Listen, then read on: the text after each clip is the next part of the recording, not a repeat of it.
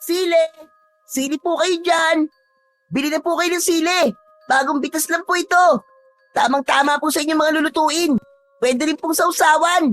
Lagyan niyo po ng toyo at kalamansi! Napakasarap po! Bili na po kayo ng siling labuyo! Lapit lang po kayo mga suki! Yan! Ganyan nga ang pag-aalok ng sili, apo! Nang makuha mo ang atensyon nila! Lolo naman hindi naman po sila bumibili sa atin ng sili. Hindi nga po nila pinapansin yung sigaw ko. Masakit na nga po itong lalamunan ko. Kakaalok sa kanila. Isa pa, napapansin ko po na parang umiiwas po sila sa atin.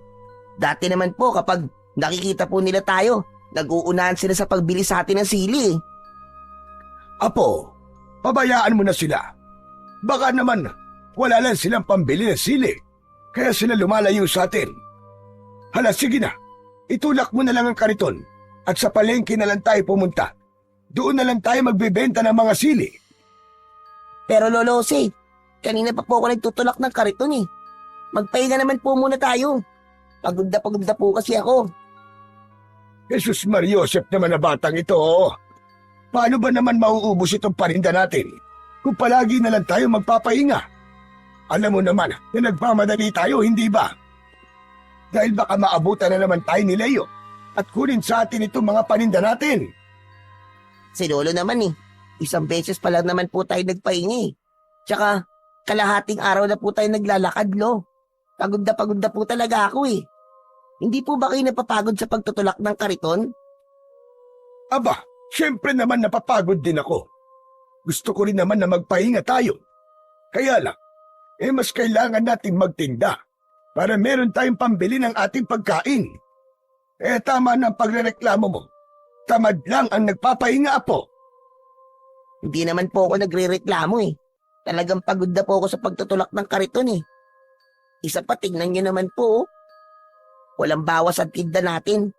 Simula po nung ipagbawal ni Mayor Aragon ang pagtitinda ng sili, natakot na po ang mga tao na bumili sa atin. Pero Lolo, bakit po kaya ipinagbabawal ni Mayor Aragon ang pagtitinda ng sili? Abay malay ko. Palibasa, takot sa kanya ang mga tao. Kaya ginagawa niyang biro ang hanap buhay ng mga katulad nating naghihirap. At saka, huwag mo na nga munang isipin yun, apo. Ang mahalaga ay kumita tayo ngayong araw na ito. Kaya sige na, umalis na tayo rito. Pumunta tayo ng palengke. Baka sakaling doon maibenta na itong mga sili natin. Pero Lolo Jose, kahit sa palengke pa po tayo pumunta, wala pa rin pong bibili sa atin ng mga sili. Kaya magpapagod lang po tayo. Umuwi na lamang po tayo sa bahay. Hay nako. Kung uuwi tayo, apo, paano na itong mga tinda nating sili? Masisira ito at mahihirapan na tayong ibenta ang mga ito. Alam mo naman na dito lang tayo umaasa ng ikabubuhay natin. Kahit na po. Paano po kung mahuli tayo ni Mayor Aragon? Apo, walang masama sa ginagawa natin. Kaya naman bakit tayo matatakot sa kanya? Hindi ba't galit ka sa mga duwag? Bakit ka natatakot ngayon? Hindi ka na ba matapang? Aba, matapang po ako, Lolo Jose, no? Nagmana po kaya ako sa inyo. Ang inaalala ko lang naman po ay ang kalagayan po ninyo. Baka po kasi malaman ni Mayor na nagtitinda rin tayo ng sili. Baka masaktan po nila kayo. Hindi po ba't mainit ang dugo sa inyo ni Mayor Aragon? Dahil hanggang ngayon, ayaw niyo po na ibenta sa kanila ang lupa niyo? Ay nako, pambihira ka naman talagang bata ka, oo. Bakit mo naman pinoproblema ang mga bagay na yun? Abay, problema yun ng matatanda. Huwag mo nang alalahanin yun. Dahil kahit na anong gawin na pagpapahirap sa akin ni Aragon, ay hinding-hindi niya makukuha ang mga lupain ko. Aba, minana ko pa yun sa mga magulang ko. Pero, paano po, Lolo? Kung patayin ka po nila, tayo, kagaya ng ginagawa niya na panggigipit sa iba. Wala nang pero-pero. Hindi natin kailangan pag-usapan ng tungkol dyan. Hala, sige na. Magtulak ka na nga ng kariton at mag-alok ka pa ng sili sa kanila. At kapag nakaubos na tayo ng maaga, ay uuwi rin tayo kagad sa bahay at ipagluluto kita ng paborito mong pansit bato. Hala, talaga po, Lolo Jose? Hindi po ba kayo nagbibiro? Mukha ba ako nagbibiro, Buboy? Basta't sumigaw ka pa ng malakas na malakas para marinig nila ang inaalok mong sili. Wala nang nagawa ang may 10 taong gulang na batang si Buboy, kundi ang sumunod sa utos ng kanyang lolose. Paulit-ulit siyang sumigaw ng malakas para mag-alok sa mga tao. Magmula nang ipagbawal ni Mayor Aragon ang pagtitinda ng sili, ay mas nahirapan na silang kumita sa isang araw.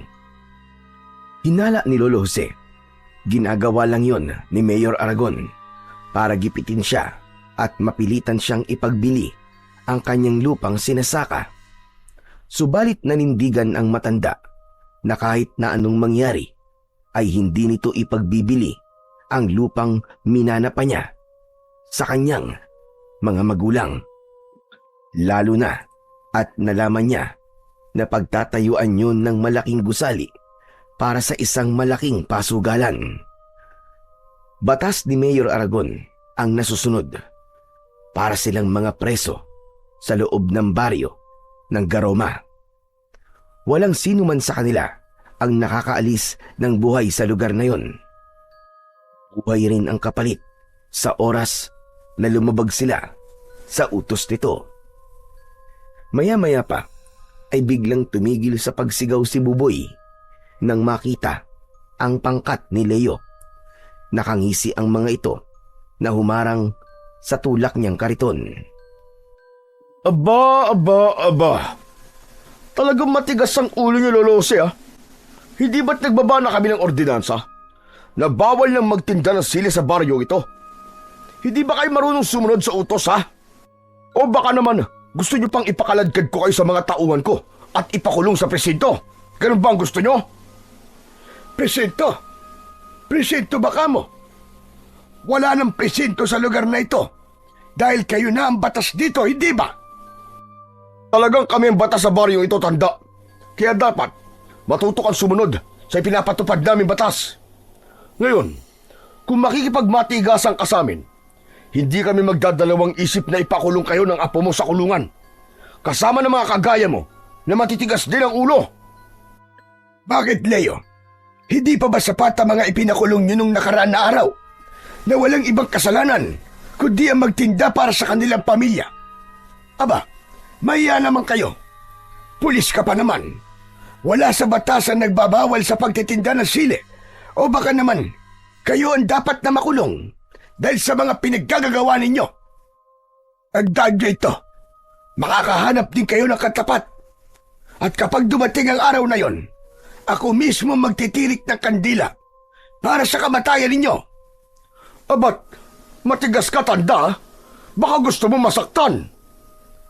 Walang tao na gugustuhin na masaktan, Leo. Nagtitinda lang naman kami ng sili ng apo ko. Walang masama roon, hindi ba? Hindi rin naman kami nakakaabala sa inyo. Kaya't anong dahilan? Anong meron sa sili at ginagawa niyo ito sa amin? Talaga bang inuubos mong pasensya ko, ha, tanda? Wala kang karapatan na magtanong sa akin. Hindi ang pagtitinda ng sili ang pinag-uusapan dito. Kundi kung paano kayo sumunod sa batas ni Mayor Aragon. Natatay ko, naiintindihan mo? At kami ang batas dito. Kung ayaw mo sumunod, pues, mapipilitan kaming itapon ang paninda nyo at sirain ang kariton nyo. Hindi na hinintay ni Leo na sumagot si Lolose. Agad nitong sinipa ang kariton, kaya't napunta yon sa gitna ng kalsada. Hindi pa nasiyahan ng isa sa mga tauhan ni Leo. Bigla na lang nitong binuhat at itinaob ang kanilang kariton. Sumambulat sa kalsada ang paninda nilang mga sili. Dahil sa ginawang yon ng mga tauhan ni Leo, nagsimulang magbulungan ang mga tao. Baka sa mukha ng mga ito ang takot at pag-aalala na baka saktan ng mga ito ang maglolo. Bagay na hindi naman nagustuhan ni Buboy, kaya't hindi na siya nakatiis. Inawat niya ang mga pulis habang nakaharang sa unahan ng nakataob na kariton. Tama na! Tigilan niyo na to! Ang sama niyo! Ang sama-sama ninyo! Wala kayong puso! Hindi kayo mga tao. Nagtatrabaho kami ng marangal. Bakit niyo itinapon ang parinda namin mga sili? Pabayaan mo na sila, Apo. Halika, tulungan mo na lamang akong damputin ang mga sili. Pero Lolo Jose, mali po ito. Pababayaan niyo na lang po ba silang gawin sa atin to? Di niyo man lang po ba ipagtatanggol ang sarili niyo? Hindi po sila ang batas sa lugar na ito. At hindi rin po nila pag-aari ang baryong ito. Kaya wala po silang karapatan na pagbawalan po tayo sa pagtitinda ng sili. Ano ka mo? Ang tigas mong manalitang bata ka. Baka gusto mong ikaw ang itaktak namin dyan sa kalsada. Huwag niyong sasaktan ang apo ko. Hindi na kami magtitinda ng sili. Maawa na kayo. Huwag niyo nang patulan ng bata. Lolo, wala po silang awa. Kaya hindi niyo po kailangan magmakaawa sa mga yan. Mga halimaw po sila, Lolo. Apo, tama na. Sige na, pulutin na natin ang mga sili. Huwag mo na silang intindihin. Ang mahalaga, hindi naman nasira ang ating kariton. Yumuko si Lolose para damputin ang mga nagkalat na sili sa kalsada. Kaya wala nang nagawa si Buboy, kundi tulungan na lamang ang matanda. Dala ng matinding awa, pumatak ang luha sa kanyang mga mata habang naririnig ang malakas na tawanan ng mga pulis na nakapalibot sa kanila. Hoy tanda, pagmasdan mo kung anong gagawin namin sa kariton nyo. Wala kasi akong tiwala na hindi na kayo magtitinda ng sili. Kaya't naisip ko, para hindi na talaga kayo makapagtinda, heto ang nararapat sa kariton nyo. Nanlaki ang mga mata ni Buboy nang paulanan ng mga ito ng bala ng baril ang kanilang kariton. Kaya't nagsitakbuhan ang mga tao dahil sa takot. Nang mga sandaling yon, ay hindi na napigilan pa ni Buboy ang kanyang sarili. Hinawakan niya ang kamay ng isa sa mga pulis ni Leo at pilit na ibinaba ang hawak nitong baril. Nilambiti na niya ang braso nito at hindi pa siya nakontento. Kinagat niya ito sa kamay. Napasigaw ng malakas ang lalaki at muntik siyang barilin. Pabalyasan itong itinulak pero muli niya itong pinigilan. Tama na po! Maawa na po kayo sa kariton namin. Nakikiusap po ako. Wala po kami ginagawa masama sa inyo. Nagtitinda lang naman po kami ng sili. Ito lang po ang hanap buhay namin kaya parang awa niyo na po. Ibaba niyo na po ang mga baril niyo. Huwag niyo po sirain ang kariton namin. Nakikiusap po ako. Pabayaan mo na sila, Apo. May karma rin ang mga taong yan. Akala ko ba kanina, ayaw mo magmakaawa sa akin si Lolose. Dahil nasabi mo wala kaming awa. Tapos ngayon, ikaw ang naririnig ko nagmamakaawa sa akin? Pambihira. Parang gusto ko pa yatang matuwa sa ginagawa mo eh. Dahil ang kariton na yan ay mahalaga sa buhay ni Lolo Jose. Kaya't nakikiusap po ako, Mang Leo. Huwag niyo na po sirain ang kariton namin. Pasensya ka na, bata. Pero wala akong awa eh. Wala akong pakialam sa kariton nyo. Isa pa, huli na para pigilan mo pa kami dahil nawasak na namin ang kariton nyo. Kung sa simula pa lang hindi na kayo nagmatigas, hindi na sana humantong pa sa ganito. Ang lagay eh, kasalanan pa namin ng apo ko ang nangyari sa kariton. Tatandaan ko ang araw na ito. Darating din ang parusa para sa inyo. Dahil sa sinabing yon ni Lolo Jose, mas lalong tumindi ang galit ni Leo. Tumayo ito at inutusan ang mga pulis na ubusin ang bala sa kariton ni Lolo Jose at Buboy. Sinikap ni Buboy na pigilan ang mga ito, ngunit itinulak siya ng lalaking hawak niya sa braso. Nawalan siya ng balanse at tumama ang kanyang ulo sa bato. Naramdaman niya ang pag-iinit ng kanyang ulo at napansin niya ang mapulang likido na umaagos sa kanyang noo. Nang makita yon ni Lolo Jose, ay agad itong lumapit sa kanya.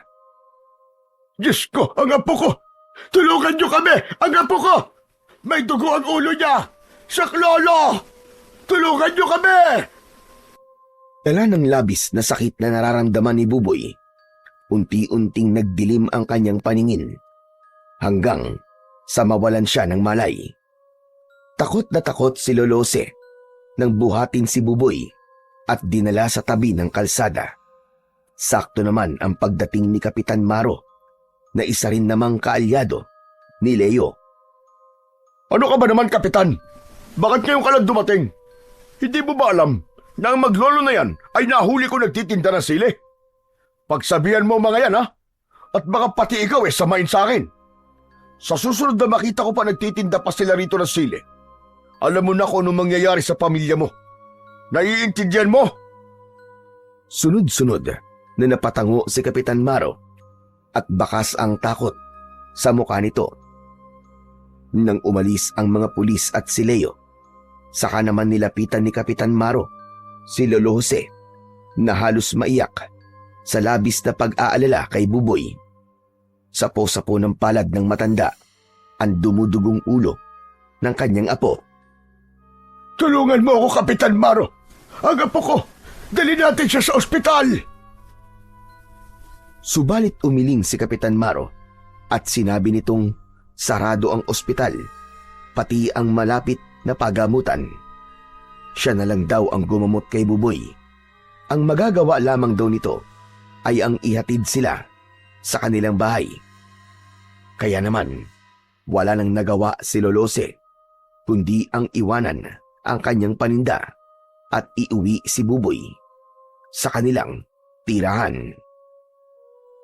Samantala, sa kabilang dako naman, habang nakasandal sa pader si Efren, umalingaw-ngaw ang sigaw ng pulis na nagbukas ng kulungan niya. Sinabi ng pulis na laya na siya at huwag na siyang babalik sa bilibid.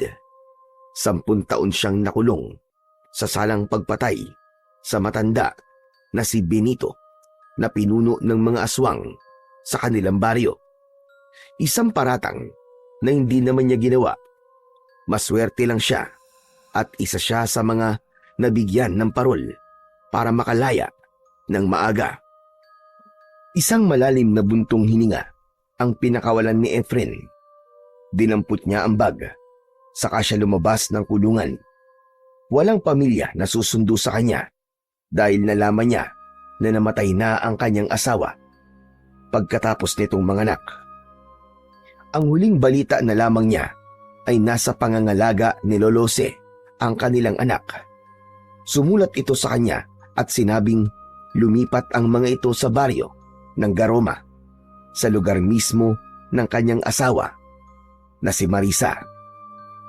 Maya-maya pa ay dumaan sa harapan niya ang isang truck na puno ng kahoy.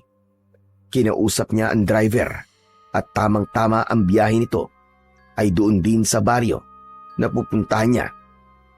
Pagkalipas ng ilang oras na biyahe, pagbaba niya sa tulay ay nagpasalamat siya sa driver. Bago siya iniwan sa lugar na yon, sa tapat mismo ng arko ng baryo. Hindi siya pamilyar sa lugar na yon, kaya naman punong-puno ng pag-aalala ang kanyang dibdib. Wala siyang makitang sasakyan. Wala ring mga bahay na nakatayo sa gilid ng kalsada. Kahit ang mga tao sana na pwede niyang pagtanungan ay wala rin. Kaya't nagpasya na lamang si Efren na maglakad papasok sa baryo.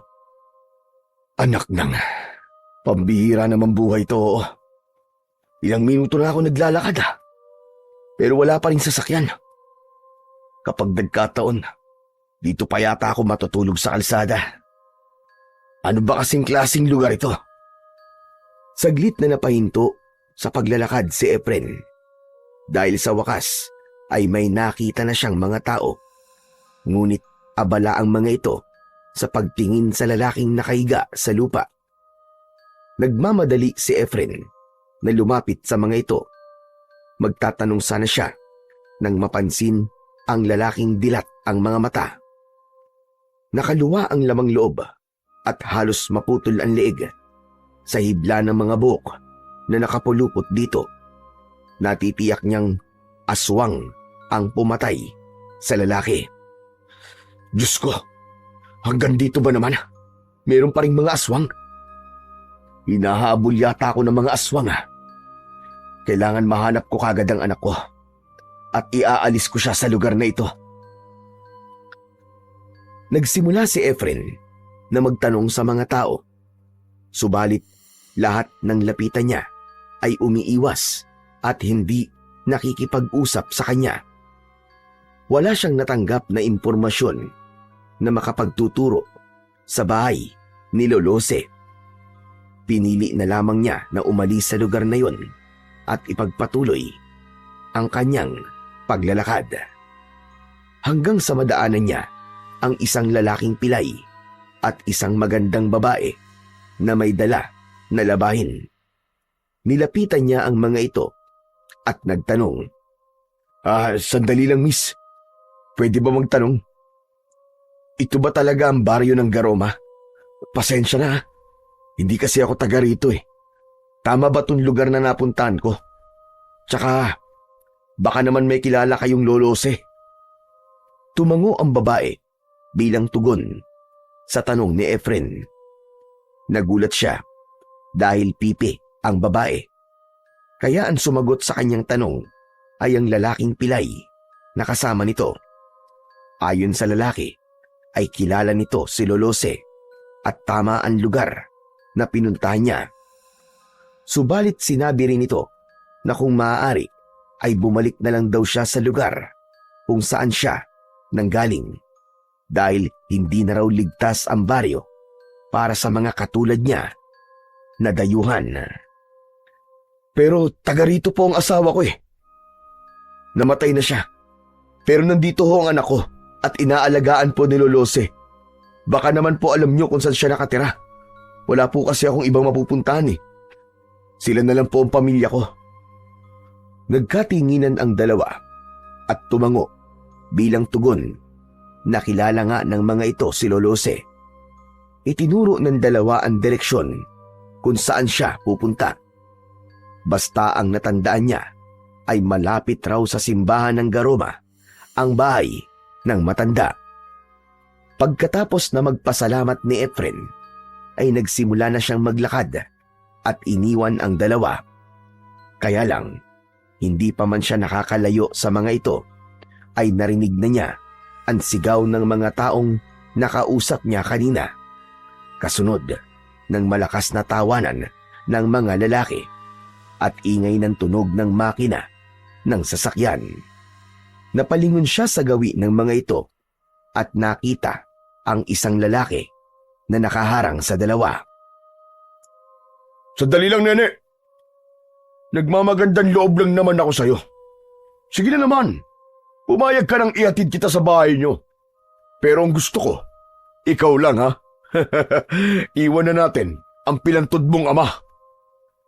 Nakita ni Efren ang pag-iling ng babae sa lalaking may mahabang buhok at may 4 na kasamang mga lalaki na nakasakay sa sasakyan na pangpulis. Nagtatawanan pa ang mga ito na parabang gumamit pa ng ipinagbabawal na gamot. Sige na naman, nene. Gusto mo bang mapahiya ako sa mga barkada ko, ha? Gusto mo ba yun? Nasa mukha ko ba ang gagawa ng masama? Mabait ako, nene. Kaya sige na, sumama ka na sa amin. Muling tumanggi ang babae sa inaalok ng lalaki na naririnig niyang tinawag na Leo ng mga kasama nito. Panay ang senyas ng dalaga sa pagtanggi, habang ang ama naman nito ay itinutulak ng isa pang lalaki na bumaba mula sa sasakyan. Pero agad naman na umalis ang babae kasama ang ama nito. Dahil napahiya si Leo, pinagtawanan ito ng mga kasama niya at kinantsawan. Kaya hindi na nakatiis ang binata at hinabol nito si Nene. Niyakap kagad nito sa bewang ang dalaga at dinala sa madilim na bahagi ng kakawyan. Ang ama naman ng babae ay agad na pinagsusuntok sa sikmura ng mga kasama ni Leo hanggang sa mawalan ito ng malay. Malakas ang iyak ng dalaga kaya't mabilis na tumakbo si Efren para tulungan si Nene.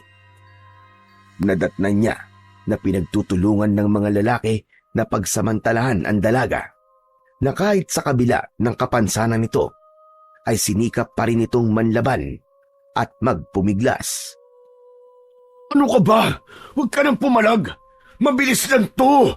Ibigay mo na sa amin ang inaasam-asam namin na ligaya. Sige na! Huwag ka nang manlaban nang hindi ka na masaktan. Hindi na natapos ni Leo ang iba pa nitong sasabihin nang dinakot kagad ni Efren ang damit nito at sinuntok sa muka. Sinundan pa niya yon ng isa pang sipa na tumama naman sa sikmura nito. Bumagsak ito sa lupa habang namimilipit sa labis na sakit. Ang isa naman na lalaki na nakatayo ay binato ni Efren ng dala niyang bag. Tumama yun sa muka ng lalaki at bumagsak din ito sa lupa habang ang natitirang dalawang lalaki na sumugod sa kanya ay sinalubong naman niya ng tig-isang suntok sa muka. Bumagsak ang mga ito sa tabi ni Leo. Sakto yun na sinusubukan ni Leo na muling bumangon. Pero dahil nadaganan ito ng dalawang kaibigan, muli itong bumagsak sa lupa habang nagmumura. Lintik! Sino ba nakialam sa atin? Ano ba? Bumangon kayo! Sugurin nyo! Muling umatake kay Efren ang mga tauhan ni Leo. Naiwasan niya ang suntok at gumanti siya ng sipa sa muka ng mga ito.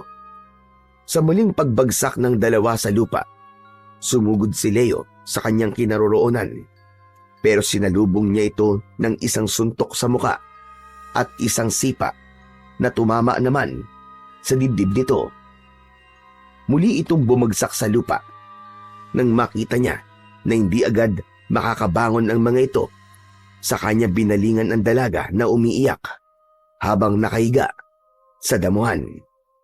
Inalalayan niya itong tumayo at inilayo sa mga lalaki. Sa sobrang galing ni Efren sa pakikipaglaban ay walang nagawa ang pangkat ni Leo. Sinubukan pa ni Leo na bumangon at dumukot ng liyabe sa bulsa.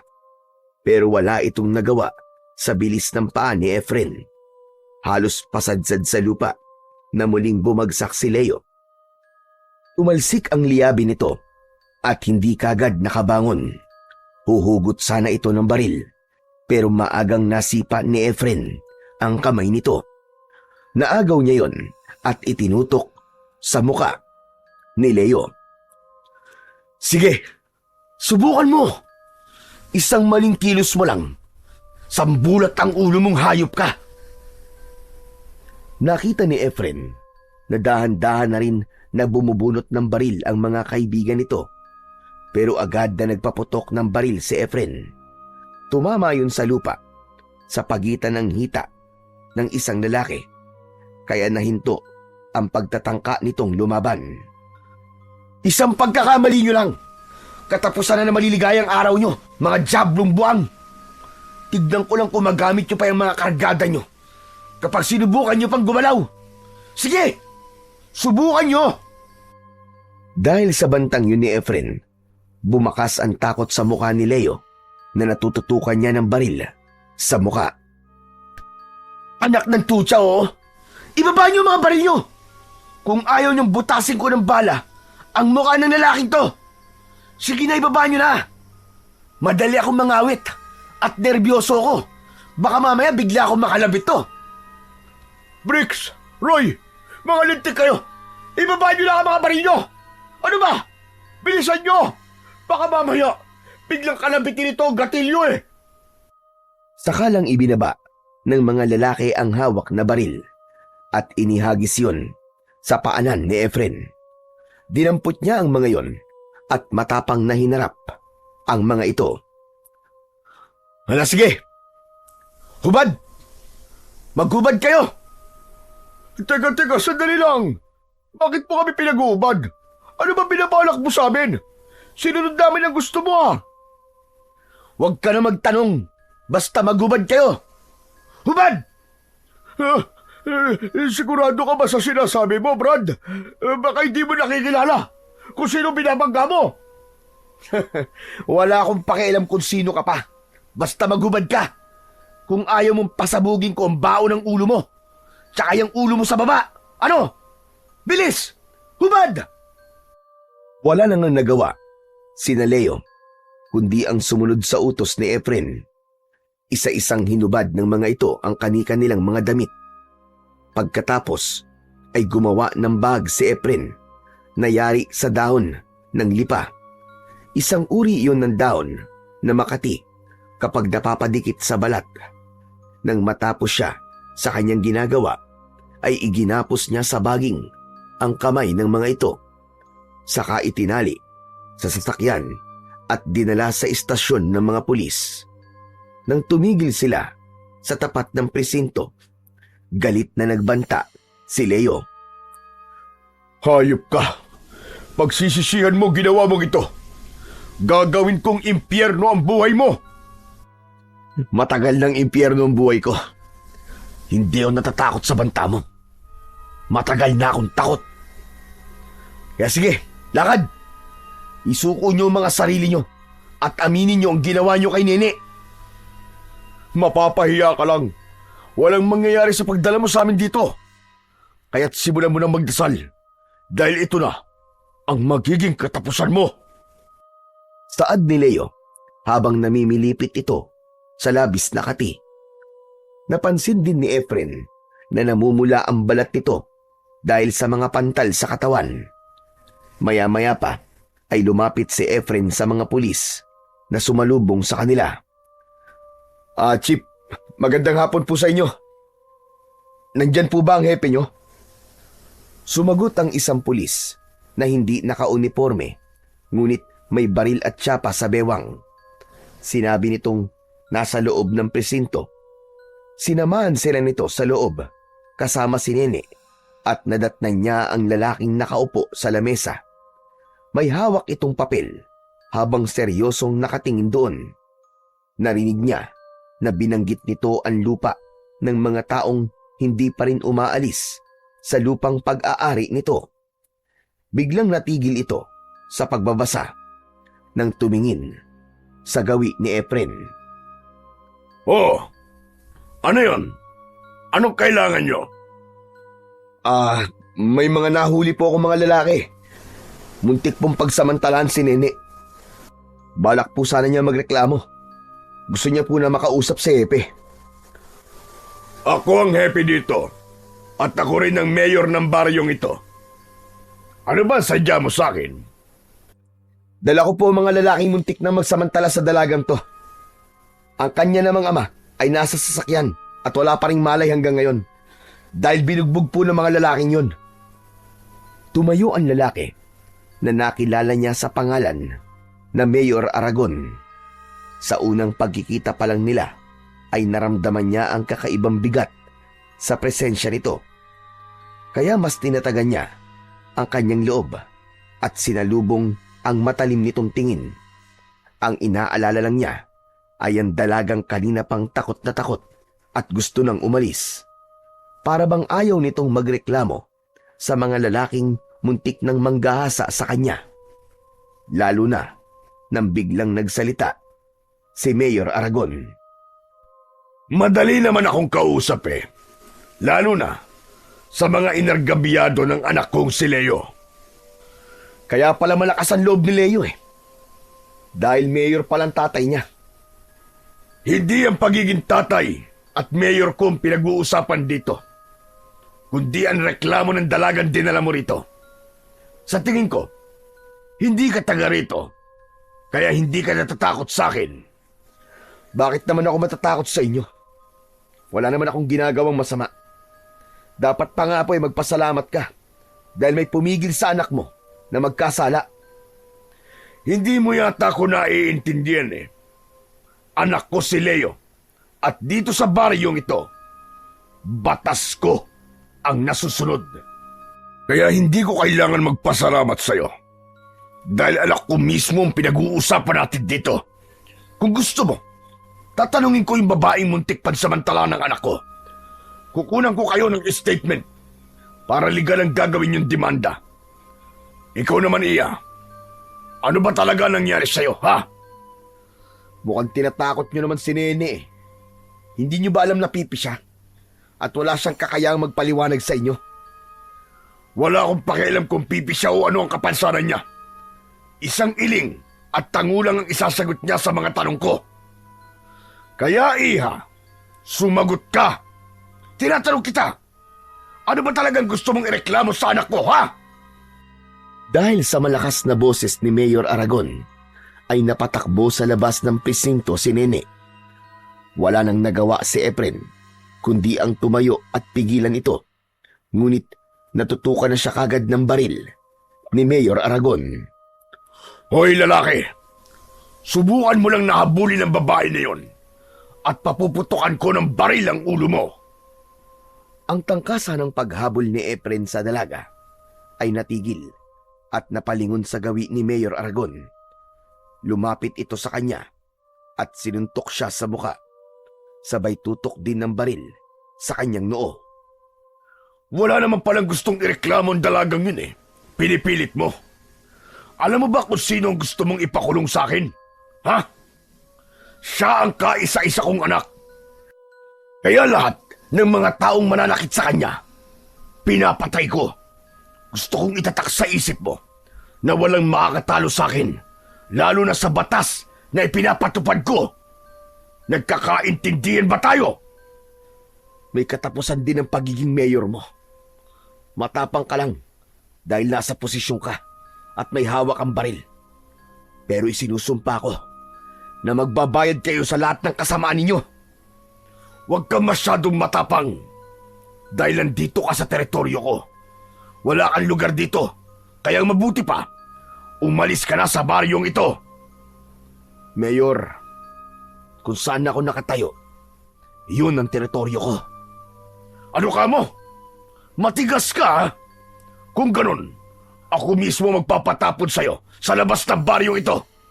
Hala, sige, lakad! Ibabalik kita sa pinanggalingan mo! 2 palo ng baril sa ulo ang naramdaman ni Efren. Halos manlabo ang kanyang paningin nang isakay siya sa sasakyan na pag-aari ni Mayor Aragon. Pagkalipas ng kalahating oras ay narating nila ang dulo ng tulay. Saka pabalya siyang itinulak sa labas ng arko ng baryo. Ibinato sa kanya ang dala niyang malaking bag, kasunod ng pagduro nito sa kanyang muka. Hindi ako nakikipaglokohan, lalo na sa mga estranghero na kagaya mo. Magpasalamat ka at mabait pa ako. Binibigyan kita ng pagkakataon na umalis sa baryong ito. Pagkatapos ng ginawa mo sa anak ko, doon pa lang sana sa presinto, pinatay na kita. May kasalanan ng anak mo, kaya ako siya sinaktan. Eh ako, ano bang kasalanan ko? Para ganituhin niyo ako. Malaki ang kasalanan mo dahil sinaktan mo ang anak ko, si Leo. Kung saan ka man nanggaling, bumalik ka na sa lugar mo at huwag ka nang babalik dito. Sa sobrang galit ni Mayor Aragon, dinakot nito ang damit ni Efren at pinagbantaan. Tandaan mo ito. Ni anino mo, ayoko nang makita sa baryo ng Garoma. Kung ayaw mong pakainin kita ng bala. Sabay suntok sa kanyang muka. Bumagsak siya sa lupa habang hindi inaalis ang paningin sa muka nito. Akma na sanang tatayo si Efren, pero muli siya nitong tinutukan ng baril sa noo. Huwag mo nang subukan lumaban dahil mapapadali lang lalo ang buhay mo. Hindi ko na uulitin ang sinabi ko sa iyo kanina. Huwag ka nang babalik sa baryong ito. Hindi mo ako mapipigilan. Babalik ako at dudurugin ko kayo ng anak mo. Dala ng labis na galit ni Mayor Aragon, hinampas siya nito ng baril sa muka. Saka ito sumakay sa sasakyan at umalis sa kanyang harapan. Bumangon si Efren at tumayo habang pinupunasan ang dugo sa kanyang labi. Hindi niya inaalis ang kanyang paningin sa papalayong sasakyan ng mga ito. Dinampot niya ang kanyang bag sa lupa, saka isinukbit sa kanyang balikat. Hindi siya umalis. Sa halip, bumalik siya sa baryo ng Garoma. At dahil nilakad lamang niya ang kalsada, naabutan na siya ng pagdilim sa daan. Tanging ang liwanag lang ng buwan ang nagsisilbi niyang tanglaw sa dinaraanan niya. Maya-maya pa ay bigla siyang nakarinig ng tunog ng pag-angil. Sa unahan yun ng daan. Ganun na lamang ang panlalaki ng kanyang mga mata nang makita ang isang nilalang na nakaupo na nakatalikod sa kanya. Lumulutang ang buhok habang abala ito sa paglantak sa katawan ng isang babae. Kitang-kita niya ang pagkikisay ng paa ng biktima. Mabilis niyang dinukot ang bote ng langis na may dinikdik na sili sa kanyang bulsa. Nilapitan niya ito at agad na binuhusan. Nagulat ito at napatayo na humarap sa kanya habang umuusok ang katawan. Yan ang nararapat sa'yo, halimaw ka! Lumayo ka sa babaeng yan! Dahil sa labis na sakit, ay napasigaw ang aswang at nagmamadaling umalis. Yun nga lang, dala nito ang katawan ng biktima. Hindi na naabutan pa ni Efren ang nilalang na tumakas dahil masyadong madilim ang daan. Kaya nagmamadaling umalis sa lugar na yon si Efren. Pagkalipas ng ilang minuto, ay narating niya ang sentro ng baryo ng Garoma. Nakita niya na marami pa rin tao sa daan, kaya hindi siya nahirapan na magtanong kung nasaan ang bahay ni Lolose. Ngunit nabigo siyang makatanggap ng maayos na sagot sa mga ito. Kaya sa uli, sa simbahan siya pansamantalang nakituloy at nagpalipas ng gabi. Samantala, sa bahay naman ni Lolose ay nagising si Buboy. Bumangon siya at hinawakan ang ulo na may benda. Inilinga niya ang kanyang paningin sa paligid. Napansin niyang madilim na sa labas. Maya-maya pa, bumukas ang pinto. Pumasok si Lolose na may dalang pagkain. Buboy, apo! Mabuti naman at gising ka na. Kumusta na ang pakiramdam mo, apo? Ayos na po ako, Lolose. Medyo masakit lang po ang ulo ko. Ano po bang nangyari? Ayun, nawalan ka ng malay kanina. Mabuti na lamang at mababaw lang ang sugat mo sa ulo.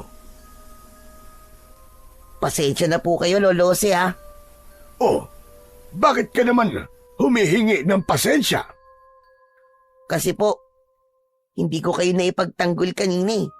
Tapos, yun nga, nawalan pa po ako ng malay. Nakakahiya po sa inyo. Dahil pakiramdam ko po, naging mahina po ako sa harap ng maraming tao. Siguro po ang tingin nila sa akin ngayon eh, isang duwag. Ay nako, Diyos ko naman ang batang ito. Sino ba nagsabi sa'yo na isa kang duwag? Hindi mo ba alam na natakot si Leo kanina? Kaya ayon, nagmamadali silang umalis. Ano? Totoo po? Natakot po sila sa akin kanina? Oo, kaya huwag ka nang malungkot, apo. O heto, kumain ka na. Ipinagluto kita ng paborito mong pansit bato.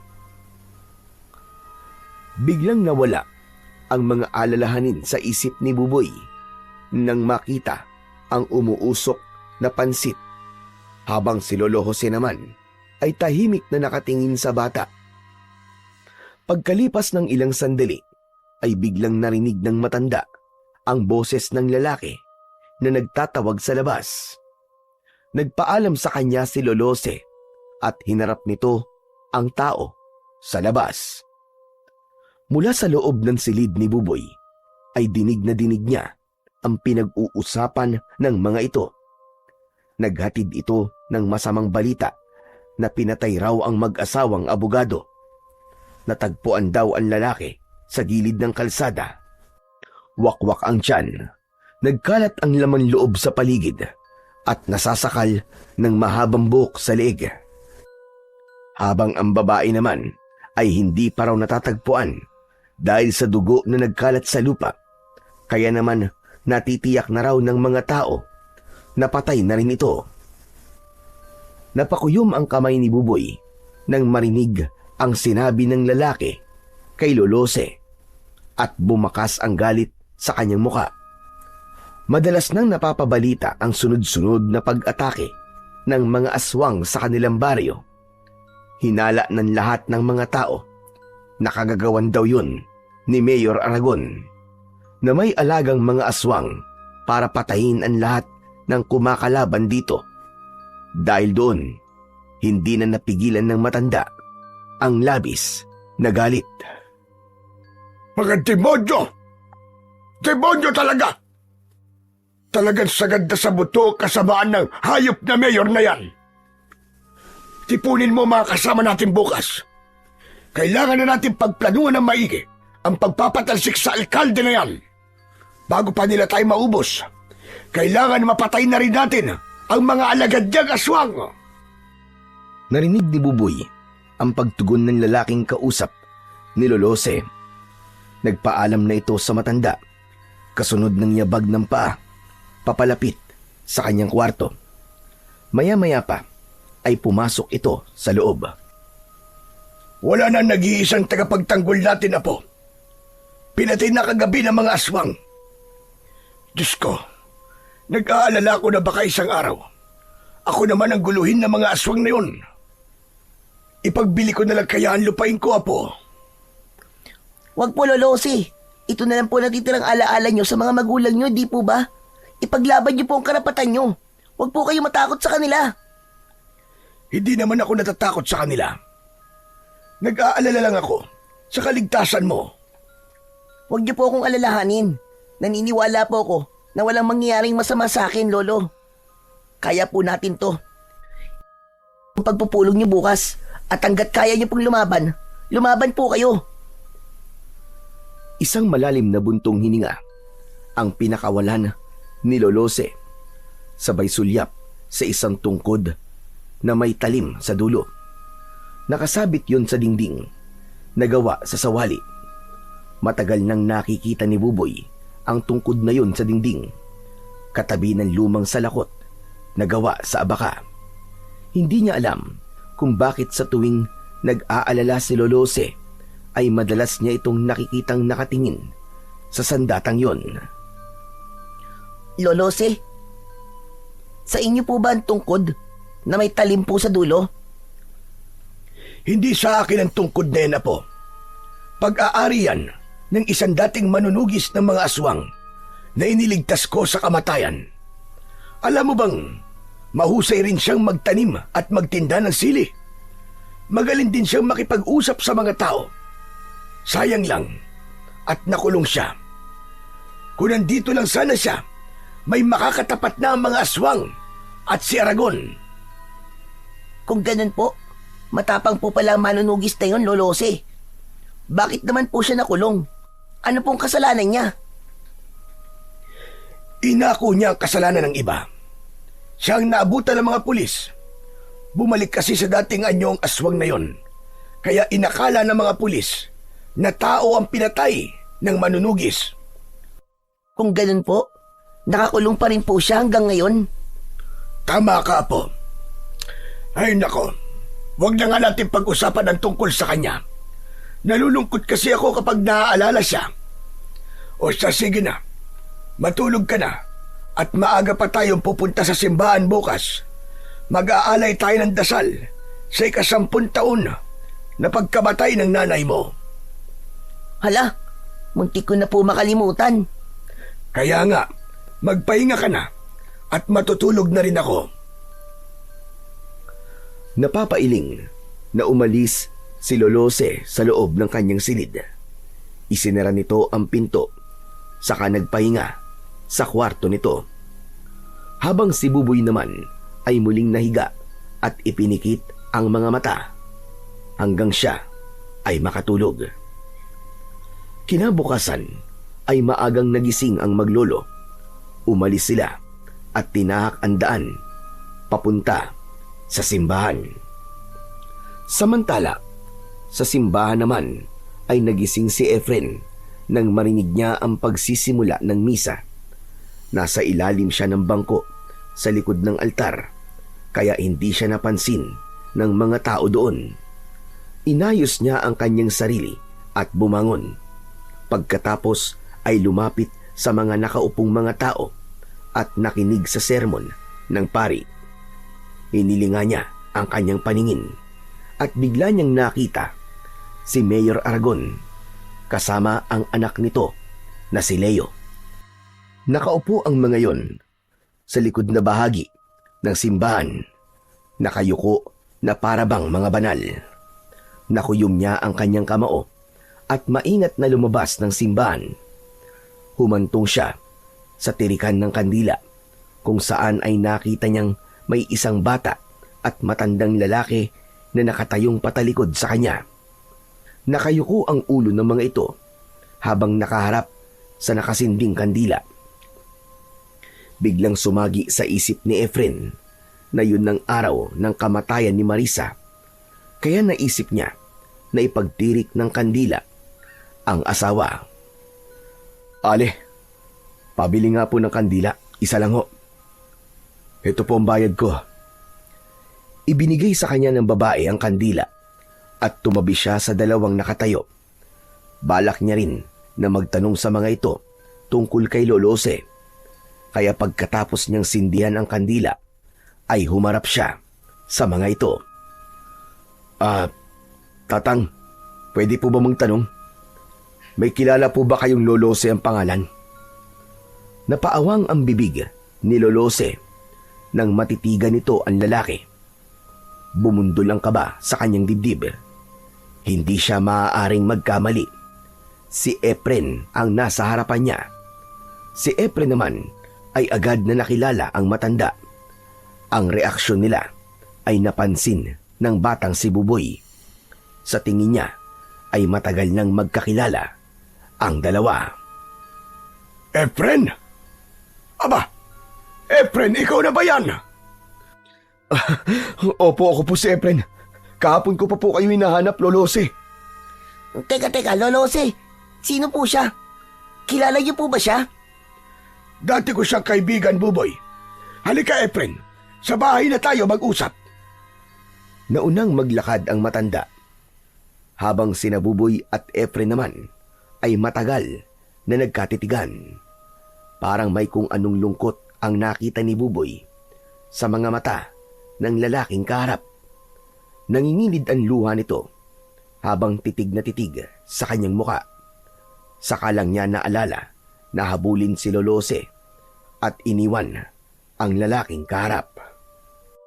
Lolose, sa atin po ba siya titira? Hindi ko alam, Apo. Baka magbabakasyon lang siya. Hala, sige na. Mauna ka na sa bahay at ipaghanda mo kami ng maiinom. Opo, Lolose.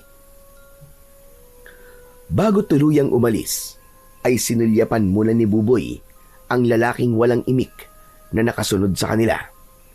Nagtataka man, ay iniwan niya ang mga ito at tumakbo sa kanilang bahay. Samantalang si Efren naman ay para nang hindi humihinga ng mga sandaling yon. Bigla ang pagdagundong ng kaba sa kanyang dibdib na gustong-gusto niyang mayakap ang anak. Ngunit alam niyang hindi yun magiging madali at baka magtaka ang bata sa gagawin niya. Pagdating nila sa loob ng bakuran ng bahay ng matanda, dumiretso sila sa upuan sa ilalim ng puno. Pambihira! Nagulat ako sa pagdating mo at muntik pa kitang hindi makilala. Hindi ko alam na lumaya ka na pala. Kalalabas ko lang po ng kulungan kahapon. At dito po kagad ako nagpunta. Nandito ka ba? Para bawiin sa akin si Buboy?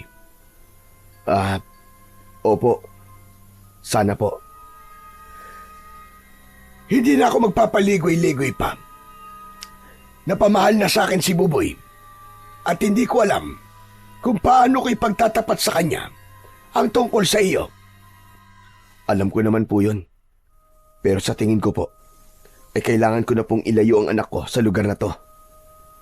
Hindi yun magiging madali, Efren. Walang sino man ang nakakalabas dito ng buhay. Dahil bantay sarado ito ni Mayor Aragon. Lahat ng magtatangkad tumakas sa baryong ito ay ipinapapatay niya. Hindi nila maaaring gawin yun, Lolose.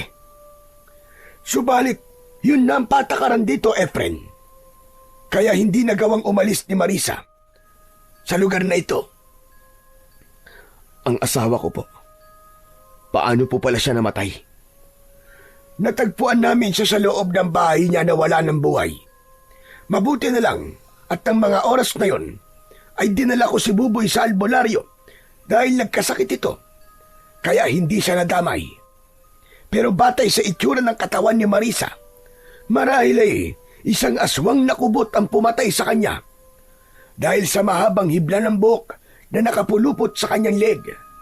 Bukod pa roon, wakwak din ang kanyang tiyan at nawawala ang puso.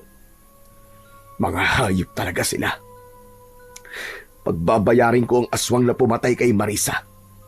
Isinusumpa ko. Efren, marami ng pinatay ang aswang. Kailangan namin ng kagaya mo para mabigyan mo rin ng hustisya ang nangyari sa asawa mo. Nakahanda po akong tumulong, Lolose. Nag-aalala lang po ko para kay Buboy. Baka malaman niya ang nangyari sa kanyang ina. Kaya nga, hanggang ngayon ay hindi ako nagkikwento tungkol kay Marisa. Pero hindi magtatagal, malalaman at malalaman niya rin ang tungkol sa nangyari sa kanyang ina. Mas mabuti po na kung wala muna siyang malalaman tungkol sa nangyari kay Marisa. Hindi niya pa po maiintindihan ng lahat. Masyado pa siyang bata. Habang nag-uusap, sina Lolo Jose at Efren ay nakasilip naman sa bintana si Buboy. Dala ang 2 baso ng kape na iaabot niya sana sa mga ito. Kaya lang ay nakita niyang seryoso ang pinag-uusapan ng dalawa.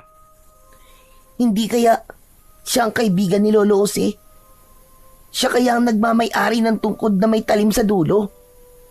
Naku, kapag nagkataon, meron na magtatanggol sa amin ni Lolo Jose. Kung ganun, matapang pala siya. Bumakas ang tuwa at pag-asa sa muka ni Buboy nang maisip niya ang bagay na yon. Maya-maya pa ay ibinalik niya muna ang tasa sa loob ng kanilang kusina at hinayaan niyang mag-usap ang mga ito sa labas. Samantala, hindi naman mapakali si Efren nang marinig ang sinabi ni Lolose. Kung namatay ang asawa ko sa lugar na to, hayaan niyo po ako manatili sa bahay niyo. Paano ang plano mong pagkuha sa anak mo? Saka ko na po iisipin yun. Ang mahalaga sa ngayon, mabigyan ko ng hustisya ang nangyari sa asawa ko. Lolose, ipakilala niyo po ako sa anak ko bilang kaibigan niyo. Mananatili mo ng lihim ang pagkatao ko sa kanya. Sige, ikaw ang bahala. Pero sikapin mo muna na hindi mahalata ng mga kalaban ng totoong pakay mo sa pananatili mo sa baryong ito. Huwag po kayo mag-alala. Hanggat kaya ko, ay hindi ako lilikha ng gulo. Gagawin ko ang lahat para hindi kayo mapahamak. Lalong-lalo na po ang anak ko. Mabuti naman kung ganon. Ano na ang plano mo ngayon, Efren? Magtitinda po ako ng sili. Tutal, yun naman po ang dati kong hanap buhay. Habang ginagawa ko po yun, magmamatsyag ako sa mga tao sa baryo. Pero ipinagbabawal ng mga Aragon ang pagtitinda ng sili dito. Paraan nila yun para gipitin ako sa lupa at mapilitan akong ipagbili ito. Nakita mo ba na may benda ang ulo ni Buboy? Nakuha niya yon habang nagtitinda kami ng sili ng anak mo. Tauhan ni Leo ang may gawa nun sa kanya. Pati anak ko pinatulan nila. Anak ng teteng. Humanda talaga sila. Hindi magtatagal. Malapit ko ng putulin ang mga sungay nila. Dahil sa ginawa nila sa anak ko. Mas lalo ko silang gagalitin. Pero baka mapahamak naman lalo ang apo ko. Magtiwala po kay Lolose. Ako na po ang bahalang gumawa ng paraan. Isang plano ang nabuo sa isip ni Efren at lihim na sumulyap sa bintana ng bahay ng matanda. Alam niya na kanina ay nakasilip doon si Buboy. Hindi rin niya sinabi kay Lolose na una niyang nakaharap si Leo, kaya natitiyak niyang kaya niyang labanan ang mga ito. Bukod pa roon, hindi alam ng matanda na habang nakakulong siya ay may isang matandang salamangkero ang nagturo sa kanya ng karunungang itim na nagbibigay bisa sa lason ng kahit nanong bagay na gamitin niya sa ritual. At naisip niya na sili ang gamitin niyang lason sa mga aswang. Ang kailangan lang niya ay maibenta ang mga sili sa mga tao bilang bahagi ng pagsasagawa niya ng ritual. Magagawa niya lang yon sa tulong ni Buboy dahil kabisado na nito ang lugar. Ang mabuti pa, pumasok na tayo sa loob ng bahay para naman makapagpahinga ka na. Naunang pumasok sa loob ng bahay si Lolose. Saka sumunod si Efren. Bumungad sa kanya ang loob ng bahay. Nakita niya ang larawan ni Marisa. Muling bumakas ang galit sa mukha ni Efren nang maalala ang kwento ni Lolose tungkol sa nangyari sa kanyang asawa. Samantala, mula naman sa loob ng silid ni Buboy ay dinig na dinig niya ang yabag ng mga paa ng mga ito. Papasok sa loob ng kanyang silid. Nakita niya ang dalawa na nakatayo sa pintuan. Buboy Apo, halika. Doon ka muna sa kwarto ko matutulog. Dito muna si Efren sa silid mo. Sige na, dalin mo na ang mga gamit mo doon. Ang ibig niyo po sabihin, Lolose, dito na po titira si Kuya Efren? Parang may kutsilyong tumusok sa puso ni Efren nang marinig niya ang sinabi ng kanyang anak na si Buboy. Hindi ako magtatagal dito. May kailangan lang akong gawin. Siya nga pala. Gusto mo bang sumama sa akin sa pagtitinda ng mga sili? Nag-aalalang napatingin si Buboy sa muka ni Lolose na seryoso rin na nakatingin sa kanya. Lolo, hindi niyo po ba sinasabi kay Kuya Efren na bawal po dito ang magtinda po ng sili? Alam na niya, Apo. Kaya lang, hilig niya talaga ang paglalako ng sili. Isa pa, gusto niyang malaman ang lahat ng pasikot-sikot sa lugar na ito. Hindi naman ako makakasama sa inyo dahil walang maiiwan dito sa bahay. Isa pa, huwag kang mag-alala. Magaling humanap ng paraan si Efren. Maabilidad siya. Paano po si Mang Leo? Ang mga pulis nila na mananakit po sa amin kapag nahuli niya kaming nagtitinda ng sili. Huwag kang mag-alala, Buboy.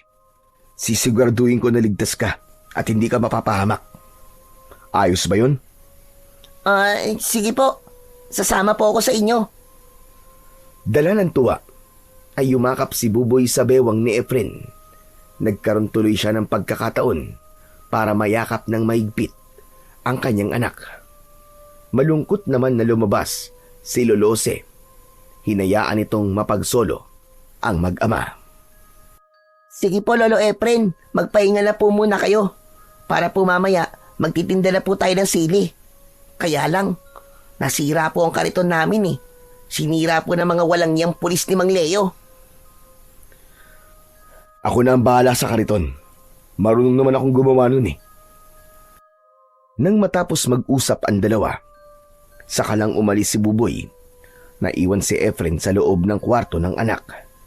Pinagmasdan niya ang mga gamit nito. Pero mas napukaw ang kanyang atensyon sa tungkod na nakasabit sa dingding. Ibinaba niya ang kanyang bag.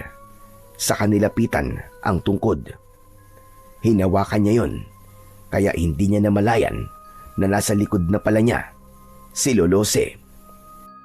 Iningatag ko mga yan, Efren. Dahil alam ko na balang araw ay muli ang sasayad sa iyong mga kamay. Panahon na para tapusin ang pag-asik ng lagim ng mga aswang sa baryong ito. Bigyan niyo pa po ako ng sapat na panahon. Kailangan ko lang po ng konting oras para sa mga plano ko. Ikaw ang bahala. Kaya kita kinausap ngayon ay dahil gusto kong malaman mo na madaling makuha ang loob ni Buboy. Kung magpapakita ka ng katapangan sa kanya, mapapadali ang pagtanggap niya sa iyo bilang ama niya. Matapang ang anak mo, Efren. At yun ang minana niya sa ugali mo. Ngunit sa sandaling magpakita ka sa kanya ng kahinaan o kaduwagan, ituturing kanyang isang kaaway. Sinasabi niyo po bang unti-unti kong kunin ang loob niya sa pamamagitan ng pagpapakita ng katapangan sa kanya? Oo, Efren. Para hindi ka mahirapan. Sige na, magpahinga ka na muna. Huwag mo na munang isipin ang kariton. May mahihiraman naman ako. Sige po. Maraming salamat po sa inyo, Lolose. Nang umalis si Lolose, ay nagpahinga muna saglit si Efren sa katre ng kanyang anak, habang nananatiling nakatingin sa bubong. Pagkalipas ng isang oras, ay bumangon si Efren. Nagpalit siya ng damit. Nang matapos sa ginagawa, ay lumabas siya ng kwarto. Nakita niyang naghihintay sa kanya si Buboy sa tabi ni Lolose. Nakangiti ito at handa nang magtinda ng mga sili. Kanina ko pa po kayo hinihintay, Kuya Efren. Nanghiram na po kasi si Lolo ng kariton sa kapitbahay namin eh. At nahihanda ko na rin po ang mga paninda natin na sili. Ganun ba? Sige, lumakad na tayo.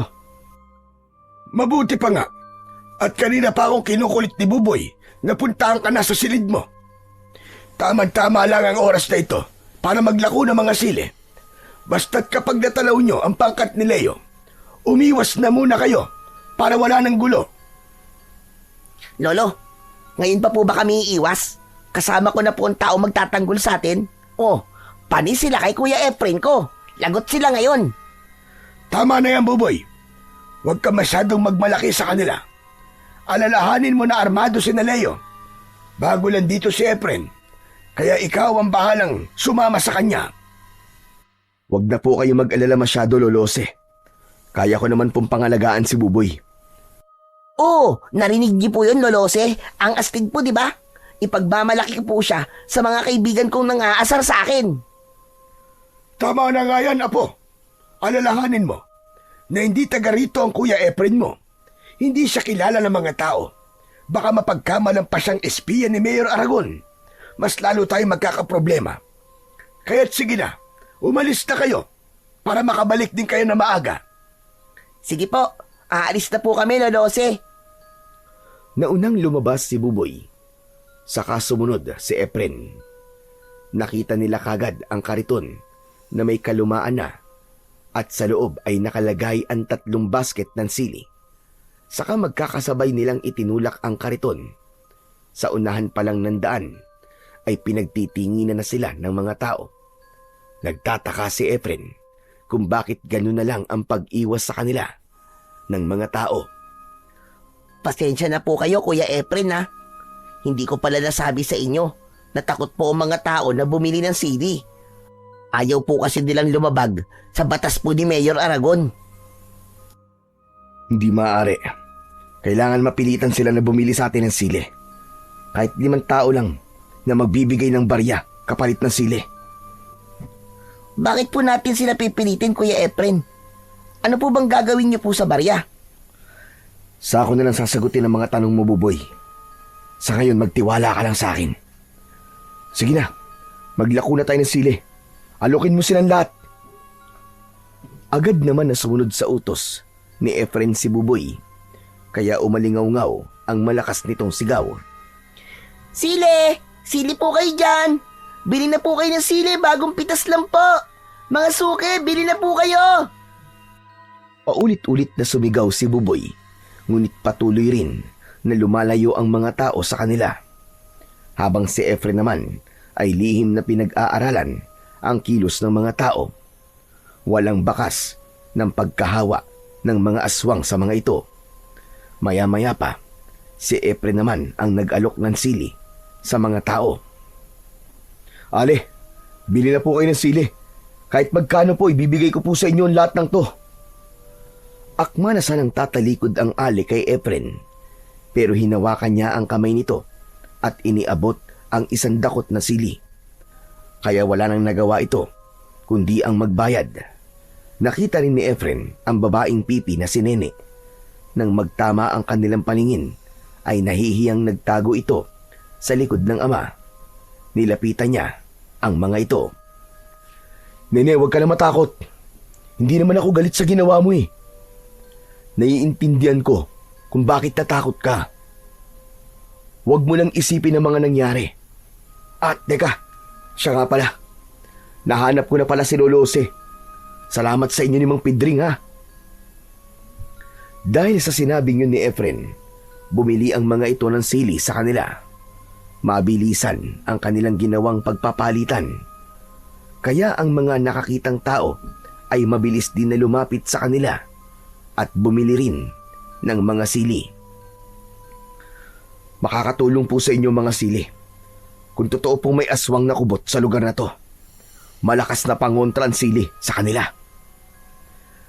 Dahil sa mga sinabi ni Efren, nagunahan sa pagbili ng mga sili ang mga taong naroroon, habang si Buboy ay hindi makapaniwala na ganun kabilis mauubos ang kanilang paninda. Mahusay sa pakikipag-usap ang kaibigan ng kanyang lolo. Kaya naman, ginanahan na rin siya sa paglalako. Nang konti na lang ang natitira sa basket, ay hindi nila inaasahan. Nahihintuan sila ng sasakyan ng mga pulis at nagmamadaling bumaba mula roon ang 4 na lalaki, kasama si Leo. Sa una ay hindi nito napapansin si Efren at si Buboy kagad ang nilapitan nito. Agad na dinakot ni Leo ang damit ni Buboy. Ang tigas talaga ng pagmumukha mong bata ka no? Hindi ba't sinabi kong hindi ka na magtitinda ng sili sa baryong ito? Hindi ka ba talaga marunong madala, ha? Hoy, bitiwan mo ang bata, pare. Wala siyang laban sa'yo. Dahil sa pagkakahawak ni Efren sa kamay ni Leo, ay nabaling ang atensyon nito sa kanyang muka. Hindi nito kagad naalala ang muka niya, pero nang lumapit ang isa sa mga kaibigan nito at sinabi na si Efren ang taong bumugbog sa kanila, biglang bumakas ang galit sa muka ni Leo. Kaya nalaman ni Buboy na talaga palang matapang si Efren. Binitiwan ni Leo si Buboy at dinakot nito ang suot na damit ni Efren. Sandali! Tutukan nyo ng baril ang batang yan. May gusto lang akong ipamukha sa hayop na ito. Tignan mo nga naman ang swerte, ano? Kung talagang para sa'yo, kusang lumalapit sa'yo. Pagkatapos magsalita ni Leo, ay 2 suntok kagad ang tumama sa muka ni Efren, habang binunutan siya ng baril na nakatutok sa kanyang noo. Hindi makaganti si Efren dahil hawak si Buboy ng mga tauhan ni Leo. Bumundol ang kaba sa kanyang dibdib dahil naunahan siya ni Leo at makikita ni Buboy kung paano siya matatalo sa laban. Maya-maya pa, isang pagpalo naman ng baril ang tumama sa kanyang muka, kaya't bumagsak siya sa lupa. Kuya! Kuya Efren, bumangon ka! Bumangon ka, kuya! Huwag kang papatalo! Lumaban ka sa kanila! Ngunit hindi lumaban si Efren. Tinanggap niya ang lahat ng suntok ni Leo. Lumapit na rin ang 2 kasama ni Leo at pinagtulungan siya ng mga ito na bugbugin sa harap ng batang si Buboy at ng mga taong nagulat sa mga nangyari. Habang ang isang tauhan ni Leo ay nakatutok pa rin ang baril sa sintido ni Buboy. Konting pagkakamali lang niya, buhay ng kanyang anak ang nakataya. Ano? Siraulo kang hayop ka? Matapang ka? Yung dahon na ipinambalot mo sa akin, punong-puno ng langgam. Ngayon, tignan naman natin kung sino ang lalanggamin ngayon. Isang suntok sa dibdib ang tumama kay Efren. Ganon din ang ginawa sa kanya ng iba pa nitong mga kasama. Umubo siya ng pagkalakas-lakas na may kasamang dugo, hanggang sa dumugo na rin ang labi at ilong ni Efren.